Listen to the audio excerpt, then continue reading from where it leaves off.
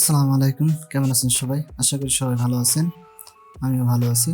So আজকের ভিডিওতে আমরা দেখব যে একটা ফ্লোয়ার ডিজাইন কিভাবে করতে হয় আমাদের Adobe Illustrator দিয়ে। কিভাবে আমাদের একটা ফ্লোয়ার আঁকতে হয়, মানে একটা ফুল আঁকতে হয় সেরকমের দেখব। সো আমরা একটা ডিজাইন আগে থেকে করে রাখছি, যেখান থেকে আমি এইরকম একটা ডিজাইন করে রাখছি। সো এরকম ডিজাইন কিভাবে করতে হয় সেটাই দেখব। সো কথা না বাইরে ডাইরেক্ট ভিডিওতে যাব।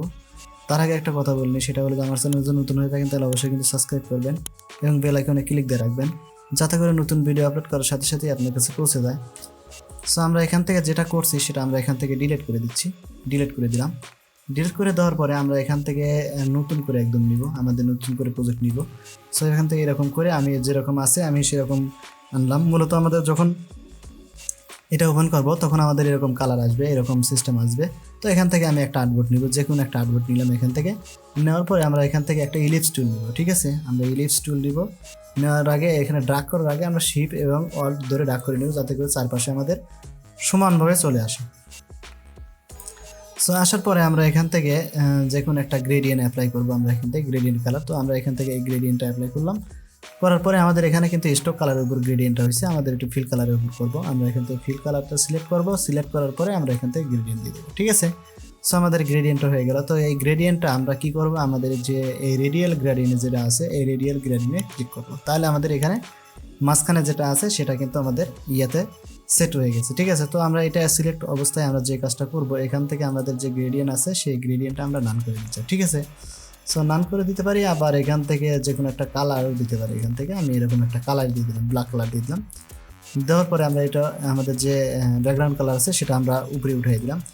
আমরা এরকম কিন্তু একটা শেপ নিছি, নেওয়ার পরে আমরা এটা সিলেক্ট করবো। ঠিক আছে, সিলেক্ট করার পরে আমরা যে ইফেক্টে যাব, ইফেক্ট থেকে আমরা এখান থেকে যে আমাদের যে প্যাকার আছে সেই প্যাকারে যাব। যাওয়ার পরে আমরা এখান থেকে এই যে এটা কিন্তু সিলেক্ট অবস্থায় যেতে হবে, সিলেক্ট অবস্থায় না গেলে কিন্তু এটা হবে না। ঠিক আছে, সব সিলেক্ট অবস্থায় যাওয়ার পরে আমরা যদি এটা দেখি, এই যে আমাদের এখানে চারখানে বিশিষ্ট ইয়া কিন্তু সিলেক্ট হয়ে যাচ্ছে। আমরা যদি এরকম করে দিই, এই যে আমরা এইখান থেকে একটু বাড়িয়ে দিলাম, দেখবো যে কতটুকু পার্সেন্ট দিলে আমাদের ঠিক হয়। ঠিক আছে, 100% দিলে আমাদের এটা ঠিক হচ্ছে। ঠিক আছে, সো এখান থেকে আমরা ওকে করে দিলাম। ওকে করে দেওয়ার পরে আমাদের যে এই কালারটা আছে এই কালারটা আমরা একটু চেঞ্জ করে দিব। ঠিক আছে, আমাদের যে গ্রেডিয়েন্ট কালারটা আছে সেই গ্রেডিয়েন্ট কালারটা আমরা এখান থেকে চেঞ্জ করে দিব। তো এখান থেকে চেঞ্জ করার জন্য আমরা যেটা যাব, আমাদের ফিল কালারটা কিন্তু আমাদের টপে রাখতে হবে। ঠিক আছে, সো এখান থেকে আমরা গ্রেডিয়েন্টে যাব। যাওয়ার পরে আমাদের যে এই যে কালারটা আছে এইটা আমরা কি করব, ইয়েলো করে দেবো। ঠিক আছে, আমরা ইয়েলো করে দিলাম। এই যে এখান থেকে আমাদের কিন্তু দেখা যাচ্ছে সুন্দরভাবে এটা ইয়েলো কালার কিন্তু সেট হয়ে গেছে। ঠিক আছে, সো আমরা এখান থেকে যেটা আছে এখান থেকে আমরা রেড কালারটা দিই।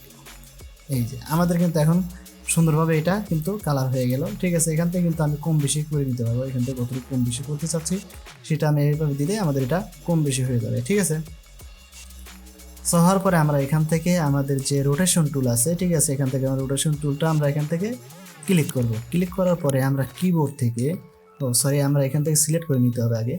এখান থেকে আমরা এটা সিলেক্ট করব। ঠিক আছে, সিলেক্ট করার পরে আমাদের রোটেশন টুলে যাব। যাওয়ার পর রোটেশন টুলে ক্লিক দেব। দেওয়ার পর আমাদের যে অ্যাঙ্কার পয়েন্ট আছে মাঝখানে, এই অ্যাঙ্কার পয়েন্ট আমাদের এখান থেকে কিবোর্ড থেকে অল্ট বাটন ধরে আমরা অ্যাঙ্কার পয়েন্টের উপরে ক্লিক করব। ক্লিক করলে কিন্তু এরকম একটা ইয়া চলে আসলো।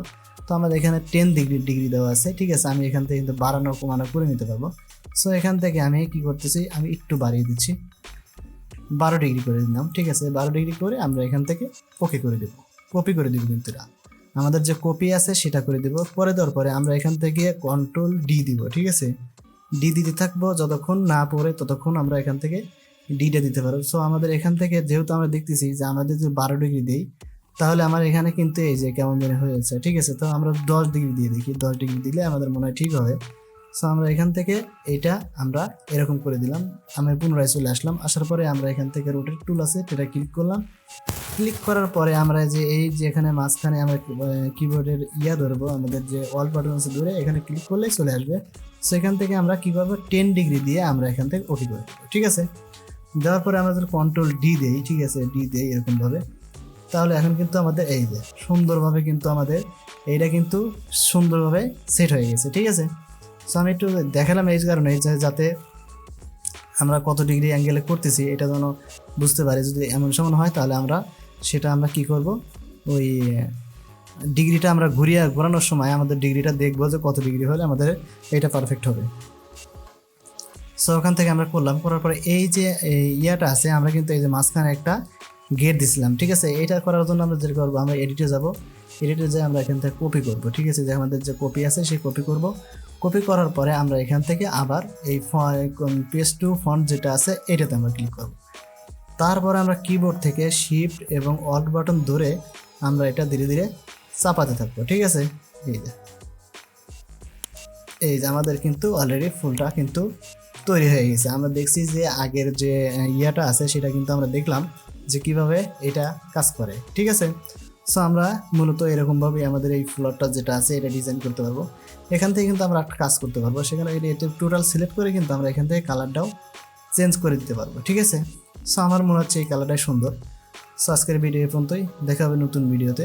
সে পর্যন্ত ভালো থাকবেন, সুস্থ থাকবেন। আর যদি চ্যানেলটা ভালো লাগে তাহলে অবশ্যই সাবস্ক্রাইব করে দেবেন। আজকে বিদায় নিচ্ছি, আল্লাহ হাফিজ।